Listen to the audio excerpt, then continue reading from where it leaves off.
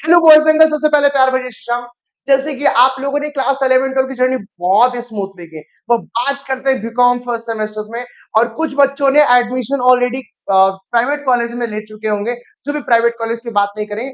कुछ बच्चे अभी वेट कर रहे हैं कि लिस्ट कैसे आउट हो और जल्दी जल्दी एडमिशन बिगिन करें और अपने एडमिशन लेके अपनी कॉलेज की जर्नी बिगिन करें। कुछ लोगों के माइंड में थॉट ये है कि सब्जेक्ट्स क्या है। जब हम क्लास 11 12 में थे, सीबीएसई की बात करें, उसमें टोटल 3 सब्जेक्ट था। अकाउंट्स था, इकोनॉमिक्स था, बिजनेस स्टडीज था। करते अगर आईएससी बोर्ड्स के अगर आप लोग रहे होंगे, आपका चौथा सब्जेक्ट था कॉमर्स का मेन, अकाउंट्स था, इकोनॉमिक्स था, बिजनेस स्टडी था, चौथा कॉमर्स सब्जेक्ट था। और बात करते स्टेट बोर्ड्स में, उसमें 3 सब्जेक्ट था। क्या था? अकाउंट्स, इकोनॉमिक्स और बिजनेस।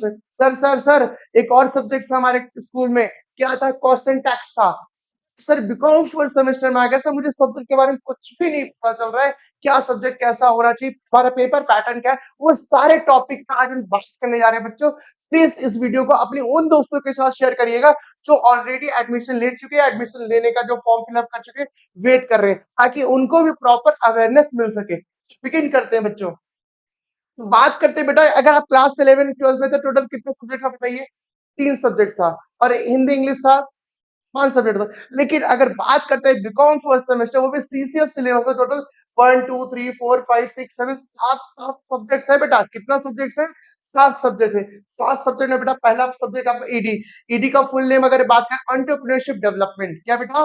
Entrepreneurship development. तीसरा है sir ppm, practice and principle of management. Third क्या है? Financial accounting. फोर्थ क्या है? Micro economics. और हमारा जो चौथा पेपर है बेटा, कंपल्सरी इंग्लिश का पेपर है, और constitutional value of fundamental duties. Next हमारा 7th नंबर सब्जेक्ट है फंडामेंटल ऑफ एनवायरमेंट।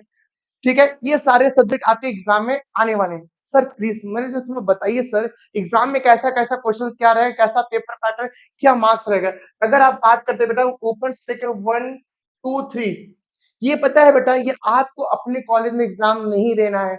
आप किसी कॉलेज में भी हैं, आपको दूसरे कॉलेज में एडमिशन, दूसरे कॉलेज में एग्जाम देने जाना। जैसे 12th का एग्जाम दिया ना दूसरे स्कूल में जाकर के, ठीक वैसा ये भी सिस्टम यहाँ पे फॉलो करे। वो भी कौन का सब सब्जेक्ट?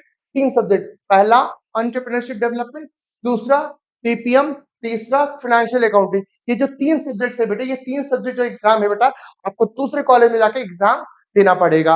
और मार्क्स बेटा, ये तीनों सब्जेक्ट का जो मार्क्स है ना बेटा, ये टोटल बेटा आपको 75 मार्क्स, ये भी आपका है बेटा।